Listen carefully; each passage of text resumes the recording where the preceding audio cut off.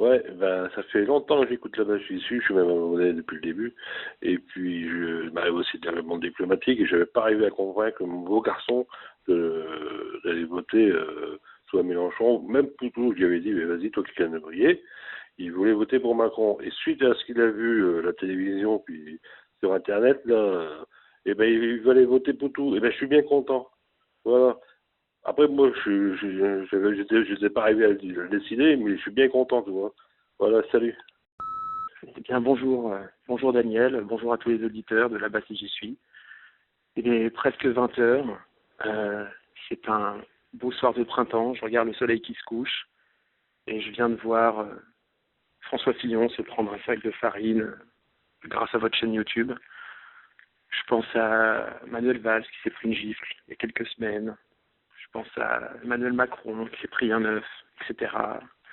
Je pense à tous les écharpages qu'ont les politiques dès qu'ils essayent d'aller à la rencontre de la foule. Et puis je vois autour de moi, je vois les gens qui en rient, qui jubilent de voir ces micros-événements, tout ce paraître, tous ces standards de ces puissants, de cette oligarchie qui s'effondre. Ce sont des hommes comme nous, ils respirent, ils dorment, ils vont mourir. Ils sont comme nous en fait.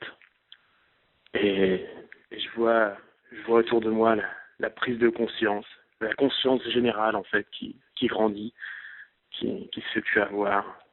On avance. Et là, je suis face à un soleil magnifique. La journée se termine et ça va mieux.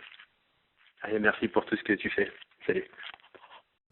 Oui, bonjour à tous les AMG. C'est un petit message pour Daniel. Je viens d'écouter les reportages sur Hayange. Et quand vous étiez à la table sous Notre-Dame d'Hayange avec les différents éléments de l'usine, il y avait le parc Abraham. Et je vous ai entendu Daniel dire le parc Abraham, je ne sais pas ce que c'est. Et ben moi, le parc Abraham, c'est là que je bossais il y a 25 ans. Donc je vais vous dire ce que c'est. En fait, à la sortie de la coulée continue, l'acier il est mis en forme, sous forme d'un espèce de gros parallélépipède rectangle qui fait entre 15 et 20 cm d'épaisseur, 80 cm à 1 mètre de large, et puis une longueur en fait. Et la longueur, elle est coupée en fonction des commandes. Et elle est coupée par un type qui était dans une cabine qui s'appelle l'Oxy Cooper, qui coupait, bon ben voilà, si on lui demande de couper à 12 mètres, il coupait à 12 mètres, etc. Bon. Et ce qui sort, c'est les brames. C'est ce qu'on appelle les brames. Et les brames, elles sont donc ensuite prises par des grues qui vont les placer à différents endroits, etc. Seulement voilà, de temps en temps, l'Oxy Cooper, il merdouille un peu ou c'est pas toujours très très précis et en fait, il y a des petites erreurs de longueur. Et moi, c'est là que j'intervenais avec les collègues. Et ben, on récupérait des brames qui étaient un peu trop longues et on les recoupait ensuite à la main avec des chalumeaux, des gros chalumeaux, en fait, sur des petits rails métalliques. Voilà, on coupait ça à longueur de journée. C'était il y a 25 ans. À l'époque où il y avait, je crois, pas loin de 12 à 13 000 personnes qui bossaient dans toute la vallée, là, enfin, dans tout le grand, toutes ces usines. Voilà, le parc Abraham, c'était ça. Allez, salut, c'était Axel. Oui, bonjour Daniel, bonjour à tous. Voilà, je laisse un message, mon premier message sur le répondeur. Voilà, j'ai réécouté un instant l'émission de Nicolino et ce que ça a pu engendrer derrière en termes de commentaires. Et je suis sur le cul. Il y en a qui veulent se désabonner suite à ces propos-là. Et bah qui se dégagent quoi. Bah, qui se dégagent. Le genre de personnes qui se désabonnent après des propos qui sont pleins de sincérité, d'honnêteté et de révolte. Suite à ça, et bah, ils n'ont rien à faire là-bas quoi. C'est-à-dire, moi on se cotise, on se trouve, on se trouve on cotise ensemble quoi. Voilà, pour compenser le manque à gagner des gens qui nous menacent avec ce genre de propos. C'est aberrant et c'est consternant. Donc voilà. Moi je voulais juste te dire un grand merci à la barre. Et justement dans le sujet on parle des colporteurs, et bah merci d'être là en tant que colporteur pour véhiculer toute cette révolte et réveiller les gens, réveiller l'état d'esprit des gens. Voilà, merci là-bas. Et ciao, et on lâche rien.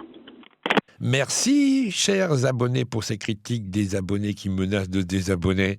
Merci, merci, merci. Ça fait du bien d'être soutenu. Une chose importante qu'on vient d'évoquer, avec le parc Abraham, des précisions sur ce qui se passe dans cette vallée de la Fensch. Nous y serons donc, vous avez compris, mardi à 20h à Hayange, exactement à côté d'Hayange, au théâtre de Cérémange, pour une soirée dans notre série Doléances et Résistance, nous interrogeant sur pourquoi le Front National à Hayange et quelles alternatives. Et on s'interrogera avec qui donc ? Eh bien avec le maire de Cérémange, par exemple, qui lui est communiste, juste à côté, et il nous dira pourquoi à côté et pas chez lui. Et on aura aussi des syndicalistes, des associatifs, toutes sortes de journalistes aussi, toutes sortes de gens témoins engagés dans cette histoire face au front. Et puis on aura aussi Aurélie Filippetti, que vous connaissez, qui est, comme vous le savez, impliqué dans cette région par son histoire, et puis Denis Robert aussi, le confrère journaliste, écrivain, etc., qui lui aussi est du coin et viendra nous expliquer pas mal de choses. Donc, rendez-vous à Hayange, exactement au théâtre de Cérémange, mardi à 11h. Et puis oui, ça fait du bien, cet enfarinage. Ça fait vraiment, c'est les petits plaisirs, comme on les aime et comme vous les aimez aussi. Et puis, cet hommage à Armand Gatti. Alors là, je vois que c'est pas tout le monde qui connaît Armand Gatti. Eh bien, plongez-vous dans cette émission qui a 25 ans. Il y a 25 ans, j'avais eu le bonheur de rencontrer Armand Gatti dans un bistrot qui était avenue du Général Leclerc à Paris, entre la place d'Hélésia et la porte d'Orléans. Je crois que c'était au numéro 100. Et ça s'appelait chez Magne. Chez Magne. Et le gars qui tenait ça, je crois que c'était peut-être lui qui s'appelait Magne, il avait entièrement dédié son bistrot à Armand Gatti et à la tribu d'Armand Gatti, ceux de la parole errante.